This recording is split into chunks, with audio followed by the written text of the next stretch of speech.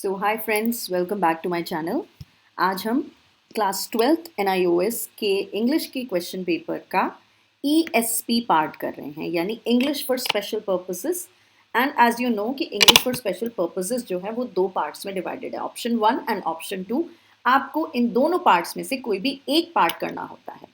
तो आज की वीडियो में मैं आपको पूरा ओल्ड सिलेबस और न्यू सिलेबस का कंपैरिजन बताऊंगी थोड़ा सा, और फिर बताऊंगी कि आपका अब जो पेपर आता है न्यू सिलेबस का उसमें किस टाइप के क्वेश्चंस आते हैं, बोथ ESP रिसेप्शनिस्ट भी एंड ESP ऑफिस यूज भी। So let's begin with today's session. And this question paper is sent by Soumya Singh. So thank you, Soumya, once again. This is really helpful. You're doing a great job and I'm extremely thankful to you for your kind efforts. And this is set C of April 2024. चलिए शुरू करते हैं। First is हम comparison कर रहे हैं between old syllabus and new syllabus. Old syllabus और new syllabus में छोटा मोटा ही कंपैरिजन है, तो I am not going to waste too much time on that. तो पहले पेपर जो होता था दो पार्ट्स में डिवाइड होता था आपका, right, section A and section B. Section A जो होता था 85 नंबर का होता था, उसमें सारी literature, grammar, reading, writing, all the language and the literature part was there. And section B होता था ESP पार्ट, जिसमें ईदर ESP रिसेप्शनिस्ट आपको करना होता था या फिर ESP ऑफिस यूज। आपको दो ऑप्शंस में से कोई भी एक ऑप्शन चूज करना होता था, और ये पार्ट होता है 15 मार्क्स का।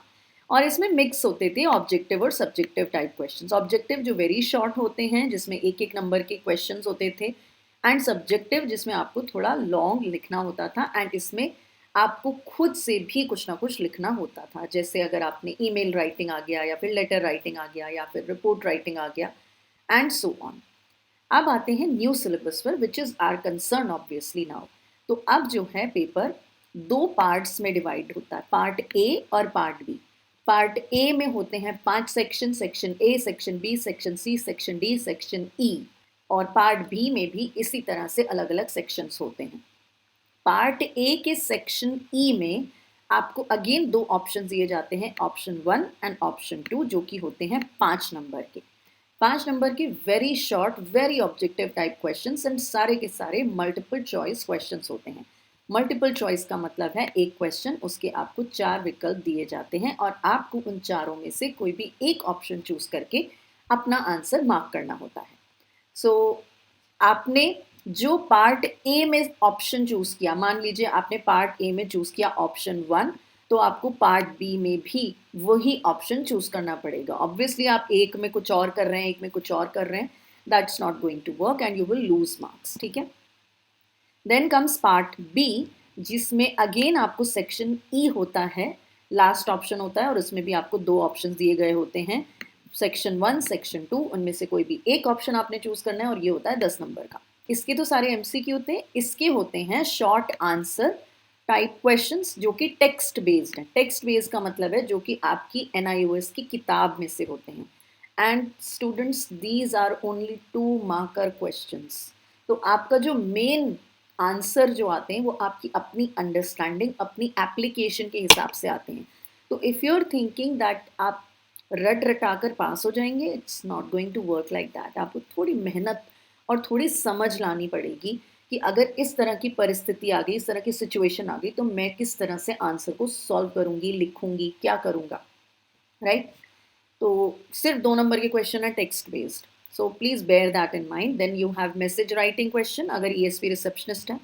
कॉन्वर्सेशन राइटिंग क्वेश्चन, ये एक नया क्वेश्चन आ गया, पहले भी आता था, उसमें सिर्फ रिस्पॉन्स राइटिंग आता था, राइट, कि frame the request, frame polite request. अब वो सब नहीं आता, अब आता है पूरी कॉन्वर्सेशन लिखो। थोड़ा सा ट्रिकी है ये, आई अग्री। देन ईमेल आती है अगर ESP ऑफिस यूज़ कर रहे हैं तो, रिपोर्ट राइटिंग आती है ESP ऑफिस यूज़ कर रहे हैं तो, और इसमें भी टेक्स्ट बेस्ड क्वेश्चंस होते हैं। लेकिन एक क्वेश्चन है रिपोर्ट राइटिंग का। रिपोर्ट राइटिंग का एक ऐसा क्वेश्चन है जो कि ESP ऑफिस यूज़ का है, और वो सेक्शन बी के फंक्शनल स्किल्स में भी आता है। तो अगर आप ऑफिस यूज़ कर रहे हैं तो आपको दूसरे पार्ट्स में भी हेल्प मिल सकती है। अब आते हैं पार्ट ए के क्वेश्चन पर। पार्ट ए यानी कि जो वेरी शॉर्ट होते हैं ना, MCQ वाले, जिसमें आपको कहा जाता है चूज द करेक्ट रिस्पॉन्स। तो किस तरह के क्वेश्चंस होते हैं अगर रिसेप्शनिस्ट वाले पार्ट की हम बात करें? पहला हो सकता है, कुछ हो सकते हैं, टोन आइडेंटिफाई करो, पोलाइट टोन है, रूड टोन है, आइडेंटिफाई करो whether it is a telephonic conversation या फिर it is a face to face conversation. Read out the telephone number, कहाँ कहाँ पर स्लैश लगेंगे, डबल ओ बोलेंगे, डो के बाद स्लैश लगेगा, प्राइमरी रिस्पॉन्सिबिलिटी क्या होती है रिसेप्शनिस्ट की, कर्टियस होना चाहिए कि नहीं, तो उसकी रिस्पॉन्सिबिलिटी के साथ उसके कैरेक्टरिस्टिक ट्रेट्स क्या होने चाहिए।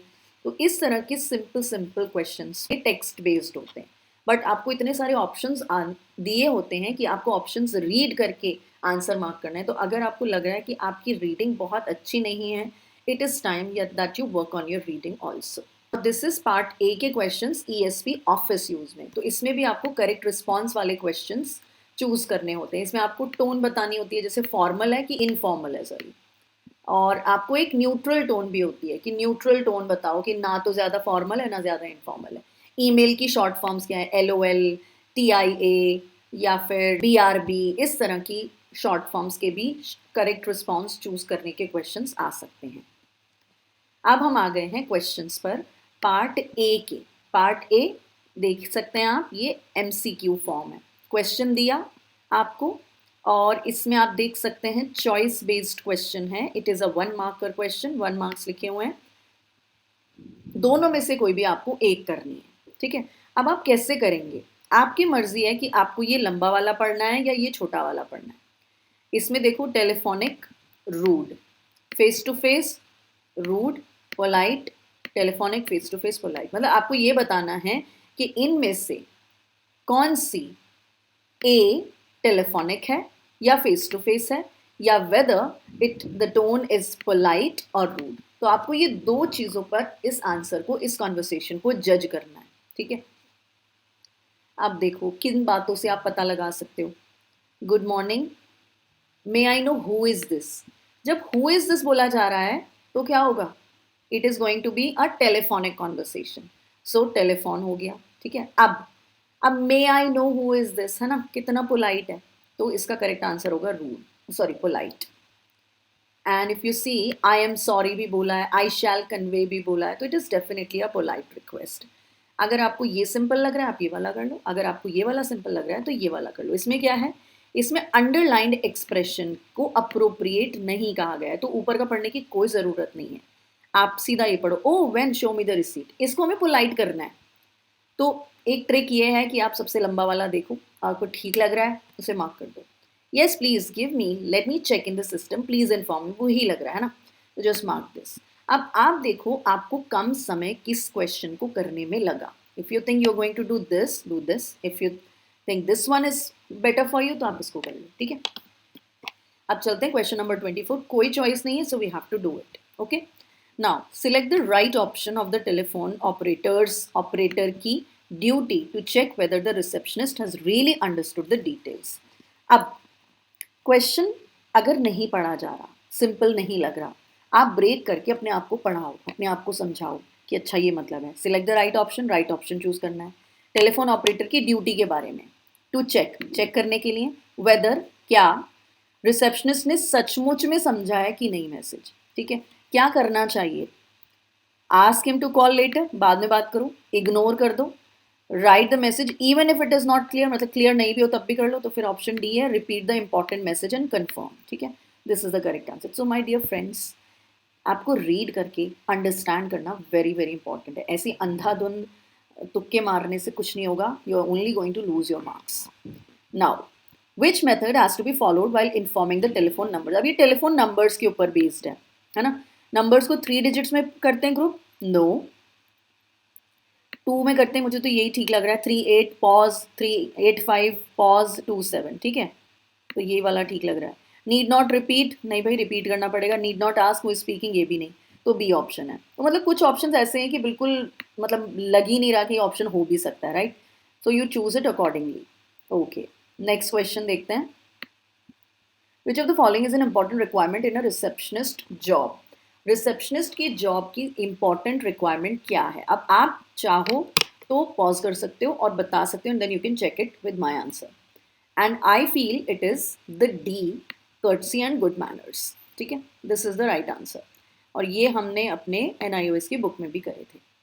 प्राइमरी रिस्पॉन्सिबिलिटी क्या है फ्रंट ऑफिस स्टाफ की, एडमिनिस्ट्रेटिव का task, inventory, direct and personal contact with guest and primary responsibility front office में बैठी है, तो ऑब्वियसली जो लोग आएंगे उनसे कम्युनिकेट करना. So she is like a link between the outside world and her organisation. This is again a text, a sentence from your text book. हम पार्ट ए पर ही कंटिन्यूड हैं, 25th क्वेश्चन पर आ गए हैं. एंड या तो आप, और इसमें आपको 2 क्वेश्चन करने हैं. एक क्वेश्चन कंपल्सरी है, 2 क्वेश्चंस में चॉइस है. तो ए तो आपने करना ही करना है. बी और सी में you have a choice. Which of the following is an important requirement in a receptionist job? Same question repeat हो रहा है. Courtesy and good manners. ठीक है, अभी देखा था ना पिछला. ये देखो, इंपॉर्टेंट रिक्वायरमेंट रिपीट हो गया question. Important requirement, C. So you are very saved. Primary responsibility कर दो. I think this is also a repeat question. What kind of question paper is this? हाँ, सी कितना मज़ा आ रहा है. ओके, चलो, तो इसका भी सी पार्ट हो गया. अब इसमें चॉइस है, ठीक है, तो बी करो या सी करो. सी भी देख लेते हैं फिर भी. इंपॉर्टेंट एस्पेक्ट्स क्या हैं रिसेप्शनिस्ट के? Right tone. उसके टोन में तो वॉइस भी सही होनी चाहिए, जेस्चर्स भी सही होने चाहिए, लैंग्वेज भी सही होनी चाहिए, तीनों. ठीक है, ए. तो ये हो गया हमारा 5 नंबर का क्वेश्चन पूरा. अब चलते हैं पार्ट ए के ESP ऑफिस यूज़. तो अगर आप ESP ऑफिस यूज़ कर रहे हैं तो please skip the video accordingly and come to where you are preparing for it. ठीक है, बिकॉज मैं अलग अलग दोनों के नहीं बना पाई. So I have kept both of them together. 23rd question है, चॉइस बेस्ड है, दोनों में से कोई एक करना है. क्वेश्चन देखिए. आपको source, select the source. Source मतलब स्रोत आपको ढूंढना है इंफॉर्मेशन गैदर करने का. About the company you are going to appear in an interview. Interview में अपीयर करने के लिए कौन से सोर्स से आप इंफॉर्मेशन लेंगे? Your neighbours, employees of the company, friends या other companies? Obviously employees of the company. True false mark करना है आपको.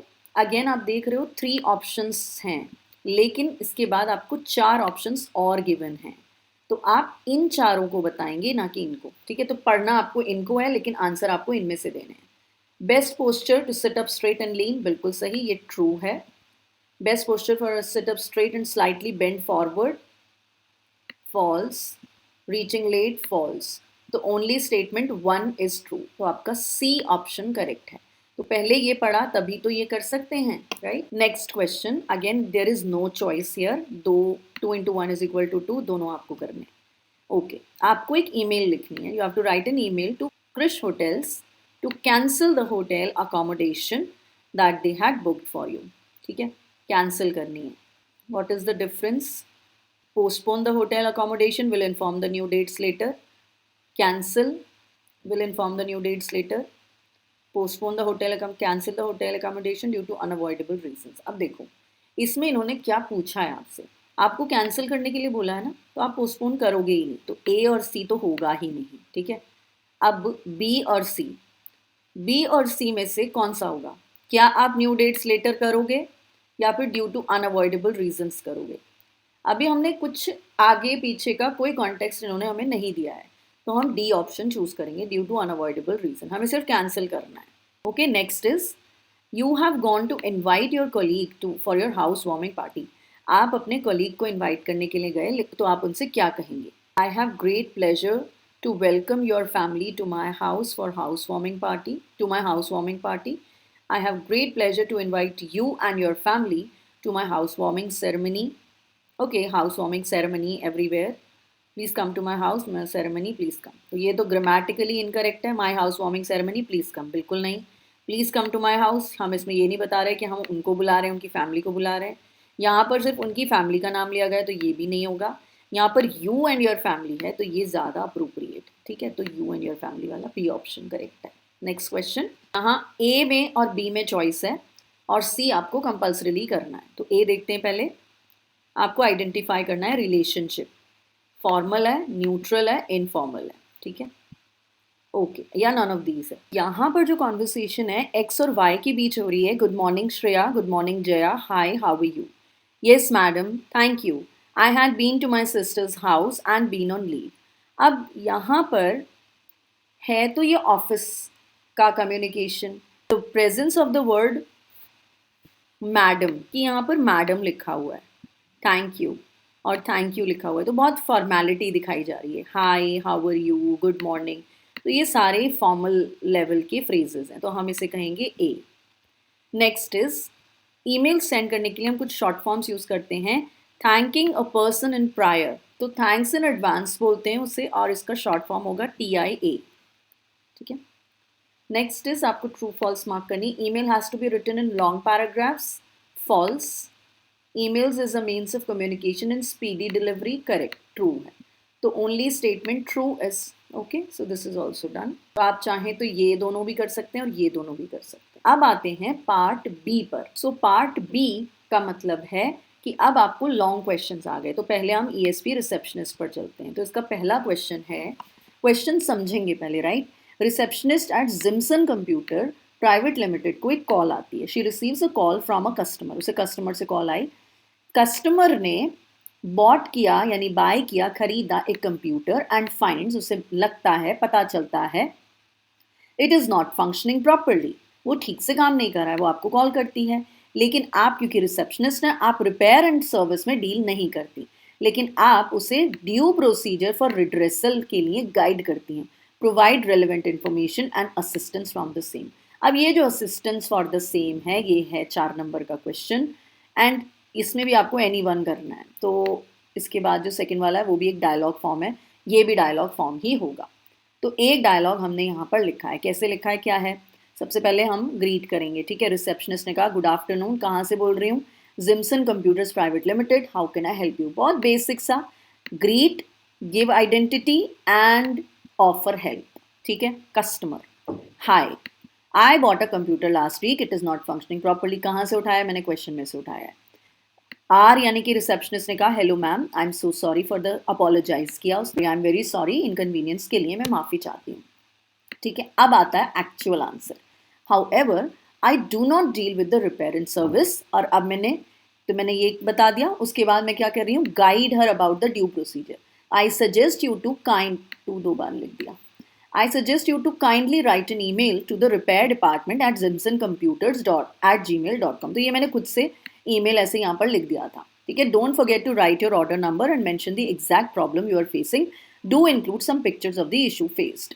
तो ये सारी मैंने इन्वेंट करी डिटेल्स, और मैंने कस्टमर को एक पूरा प्रॉपर रिस्पॉन्स दे दिया। तो कस्टमर ने कहा okay, thank you for the guidance, are is receptionist, you are most welcome ma'am, that's it.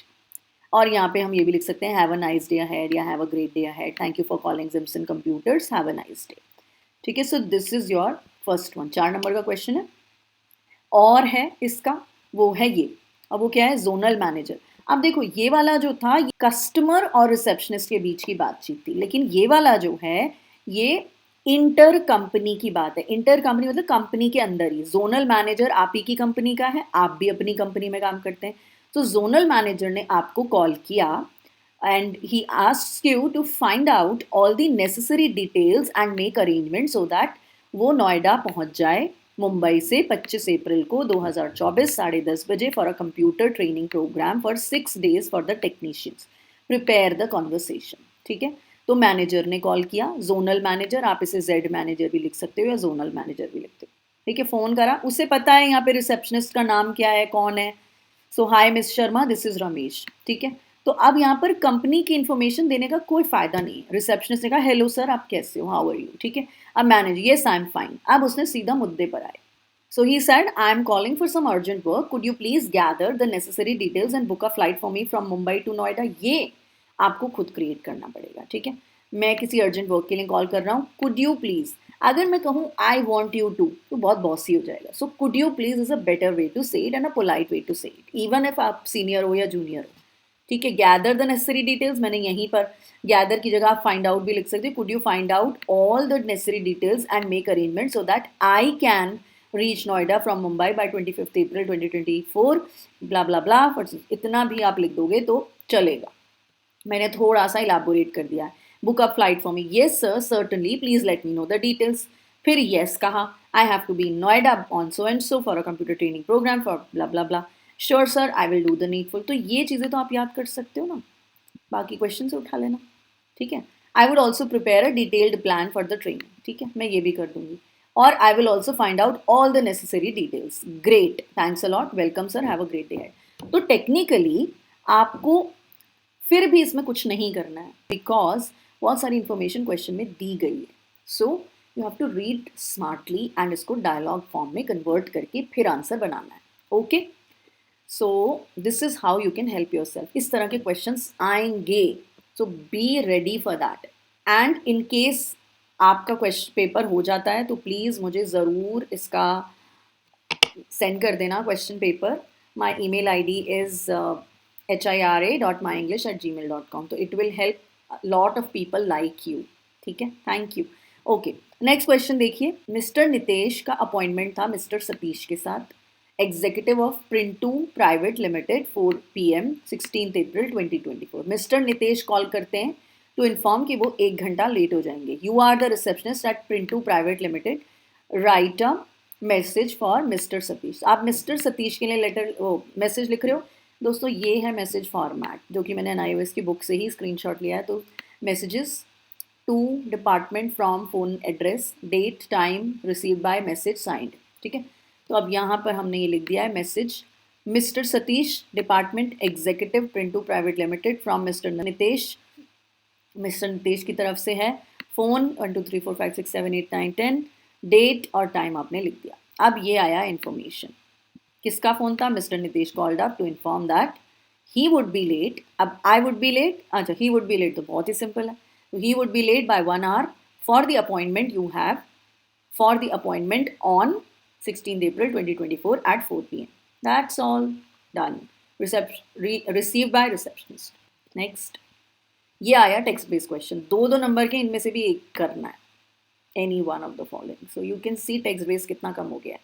ये वाला क्वेश्चन भी iOS की बुक में नहीं था, so you have to be very careful. Telephone directory था, ये एग्जैक्ट बुक के वर्ड्स हैं, ये बुक के वर्ड्स नहीं हैं. अपॉइंटमेंट डायरी में क्या होता है? एक तरह से वो caller, register of callers type का चीज़ होती है. शेड्यूल करने अपॉइंटमेंट्स, कैलेंडर, रिकॉर्ड रखना इनकमिंग विजिटर्स और उनके नेम्स और addresses. Internal telephone directory extremely important document है. List with extension numbers, all the employees arranged alphabetically and this needs to be updated regularly. So ये 2 number का question text base. अब चलते हैं ESP office use पर, जो कि है 43rd क्वेश्चन, 4 नंबर का क्वेश्चन है. इसमें आपको रिपोर्ट तैयार करनी है. ये सर्वे रिपोर्ट है, लेकिन अच्छी बात क्या है, एक टूर रिपोर्ट आएगी, एक सर्वे रिपोर्ट आएगी. आपको दोनों में से कोई एक करनी है. तो अगर आप टूर रिपोर्ट करते हो तो आपके लिए हेल्प होगी. क्यों? क्योंकि टूर रिपोर्ट आपकी फंक्शनल राइटिंग स्किल्स का भी एक क्वेश्चन होता है और वो 5 नंबर का होता है. तो इट इज़ बेटर कि आप वहाँ भी वही लिख दो और यहाँ के लिए भी वही तैयार कर लो. You are looking for that, you can prepare ESP office use. ठीक है. You are the sales executive of Poonam sarees limited, Surat, deputed to conduct a survey of the share market in Nagpur. आप सेल्स एग्जीक्यूटिव हैं पूनम साड़ीज के और आपको एक सर्वे के लिए भेजा गया है नागपुर और वहाँ पर एक शोरूम खोलना है अपने प्रेस्टिजियस प्रोडक्ट्स के लिए. आपको सेल्स मैनेजर को सबमिट करने के लिए एक रिपोर्ट बनानी है कि आप बता रहे हैं कि सूटेबल मार्केट है वहाँ नागपुर की और हमें नया शोरूम खोल लेना चाहिए. ठीक है, आप क्या क्या रीजंस उसमें डालेंगे. काफ़ी ट्रिकी क्वेश्चन है एंड आपको सोचना पड़ेगा इसके लिए. हमने सबसे पहले बीच में लिख दिया पूनम साड़ीज प्राइवेट लिमिटेड, सूरत. ठीक है, name of the company and address. उसके बाद हमने लिखा to sales manager from sales executive, date 12 April 2024. ये सब हमने अपने आप इन्वेंट करी हैं. ये दोनों चीज़ें मेंशन थी. Subject survey report of share market in Nagpur. Okay, as per the instructions I conducted a survey of the share market in Nagpur to open. ये एकदम बुक के क्वेश्चन, सॉरी क्वेश्चन के वर्ड्स हैं. सर्वे पूरा पूरा सारा का सारा क्वेश्चन में से है. ठीक है, योर कंपनी की जगह बस मैंने आर कंपनी कर दिया. ठीक है, अब ये मेरा अपना है. वैसे इसमें NIOS की जो बुक है आपकी उसमें भी है, बट थोड़ी थोड़ी डिटेल्स तो आपको खुद ही इन्वेंट करनी पड़ेंगी. That's the tricky part of it. ठीक है, after careful survey of the area I recommend, मैं रेकमेंड करता हूँ to start a new showroom in the same. I feel the area would be most suitable for our requirements. It is centrally located and will ensure a good footfall of the customers. Footfall मतलब लोग ज़्यादा से ज़्यादा आएंगे. It is also well connected by network of roadways. वैसे मैंने railways भी डाल दिया but it's not very important. It also has a ample parking space available free of cost. So this is, मतलब हम रीज़न दे रहे हैं कि क्यों वो एरिया सही होगा. Next is the area is also booming market for new ventures. New ventures मतलब न्यू बिजनेसेस के लिए भी बहुत अच्छी मार्केट है ये. I have inquired about other spaces which are being considered for malls and shopping complex. मतलब यहाँ पर मॉल्स और शॉपिंग कॉम्प्लेक्स भी बनेंगे तो हमारी साड़ियों की बिक्री तो अच्छे से हो जाएगी. So it holds a bright future for our prospective showroom. ठीक है, अब मैं ओनर से बात कर रहा हूँ, उसने मुझे 2 जगहें दिखाई थी और आप देख लो ज़रा डील फाइनल करने से पहले. I am in talks with the owner of the place and he has shown me 2 places and I believe the one on the corner would be more suitable as it is bigger in size. बहुत लंबा sentence है, but still if you want you can break it down into 2 sentences. I request you to inspect the area before we finalize the deal. SDC Rao. इसमें नाम भी था? No. इसमें नाम नहीं था तो मैंने सी राव लिख दिया, बुक का ही नेम है. ठीक है, ओके. तो ये हो गया पहला पार्ट एनीवन का. नेक्स्ट पार्ट है इसका ये. Shrimati Neelima works as an assistant director in a firm in Jaipur. अब ये है टूर रिपोर्ट कि आप अपने ऑफिस के एक और ब्रांच में गए और वहाँ की फंक्शनिंग देख कर आए हैं और आपको this is something that I have to do. ठीक है, नीलिमा असिस्टेंट डायरेक्टर की तरह काम करती हैं, आपको रिपोर्ट सबमिट करनी है वहाँ के ऑफिस की. तो आप ये ऐसे लिखेंगे. किसको लिखना है? Shri Ram Singh joint director from Shrimati Neelima assistant director. आप यहाँ पर ब्रैकेट में असिस्टेंट डायरेक्टर लिख दो, असिस्टेंट और डायरेक्टर. ठीक है. Subject report on working of Udaipur's office. Simple. As per the instructions, I left for Udaipur on 7th April 2024, arrived there on 8th of April and spent 2 days there. My report is as follows. Simple है. Then attendance के बारे में बता दो, leave record बता दो, cash book बता दो, inward outward mail register and posted register, office maintenance, recommendations. तो it is exactly from your NIOS book. अब है तो लर्निंग वर्क, बट आप चाहो तो इसको शॉर्ट में करके अपने आप भी बना सकते हो. ठीक है. Staff is required to reach by 9 AM. Generally no one observes the timing. कोई 9 बजे आता है, कोई 9:30 आता है. Leave record is not maintain, cash book is not updated. मतलब बुराइयाँ लिखी हुई हैं. Not being maintained. Office was generally well maintained. Senior associate could be called to the head office, given a briefing. ठीक है. तो ये हमने उदयपुर के ऑफिस की टूर रिपोर्ट सबमिट कर दी और SD करके कह दिया नीलिमा. और ऊपर यहाँ पे शायद हमने डेट भी डाली है. ठीक है. तो 12th of April 2024. Okay. Next question है नो चॉइस. 4 नंबर का क्वेश्चन है. आपको ईमेल लिखना है. तो ईमेल तो सिंपल होता है ना. पहले टू किसको लिखना है, फ्रॉम किसने लिखा है, सब्जेक्ट. अब यहाँ पे क्या क्वेश्चन प्रॉब्लम क्या है? Write an email address to Shri Vishal. आपको श्री विशाल को लिखना है ना. और उन्होंने कहा यू आर श्री नंदकिशोर, है ना. और यहाँ पे कह दिया योर ईमेल आईडी. तो ये थोड़ा सा ना गड़बड़ इन्होंने कर दिया है. तो मैंने फिर भी टू करा है विशाल और फ्रॉम करा है नंदकिशोर, क्योंकि उन्होंने कहा कि आप नंदकिशोर हो. ठीक है. अब क्या है? प्रोडक्शन मैनेजर को लिखनी है. ठीक है. There will be a meeting on clearing of stock sales on 15 June इतना. ठीक है. अब आपने टू लिखा, फ्रॉम लिखा, सब्जेक्ट लिखा. सब्जेक्ट क्या है? वही सेल्स की मीटिंग, या आप ये भी लिख सकते हैं meeting on clearing of stock sales. ठीक है. अब hello mister Vishal, hope this finds you well. आप हैं रीजनल मैनेजर, आप बड़े हैं. आपको प्रोडक्शन मैनेजर को ऑफ योर ब्रांच ऑफिस लिखना है. तो इसलिए आप कह सकते हो hope this finds you well. आप इसमें सीनियर लेवल पर है. I am writing to inform you that there will be a meeting on clearing of stock sales on so and so. तो I am writing to inform you that. बाकी सारा question में से. ठीक है. अब ये एक लाइन हमने अपने एंड से ऐड कर दी. The meeting requires all the managers to be present. It will be headed by मतलब इसकी जो मीटिंग जो कंडक्ट करेंगे वो है डायरेक्टर ऑफ द कंपनी. तो best regards Nandkishore regional manager. ठीक है. कितना सिंपल है. फॉर्मेट याद होगा तो you can do it easily. Next question is text based question. You have to do any one. Electronic mail क्या है? कोई ईमेल बेटर कम्युनिकेशन के लिए कैसे यूज़ कर सकता है. ठीक है. कैसे यूज़ कर सकता है? बेसिकली उसके फ़ायदे बताने. Use of email is steadily increasing, cheaper, faster, less interfering, all that. This is all from your book. Second question है mention a few characteristics of emails in communication. तो मैंने 4-5 लिख दिए. आप इनमें से कोई 3-4 लिख दो तो ज़्यादा बेटर है. वैसे आप 2 भी लिख सकते हैं, 2 नंबर तो आ ही जाएंगे because it's a 2 marker question. Right. Speed अच्छी होती है, फास्ट मेथड है, ब्रॉडकास्टिंग एबिलिटी है, मल्टीपल लोगों को सिंगल टाइम पर भेज सकते हैं respective of the distance, loosely structured होती है, इनफॉर्मली रिटर्न होती है, विजुअल क्वालिटी में आप विजुअल भेज सकते हैं, मूविंग पिक्चर्स भेज सकते हैं, एनवायरनमेंट फ्रेंडली क्योंकि इसे पेपर नहीं चाहिए होता इसलिए there is no burden on the environment. So yes, this is ESP receptionist, ESP office use. I hope this was very detailed video and very long video. I hope आपको इससे कुछ help हुई होगी. And in case anyone has class 10th ka question paper of April 2024, please do send it over to me on my email. Thank you so much for going through the video. Wish you all the very best. Take care. Bye-bye.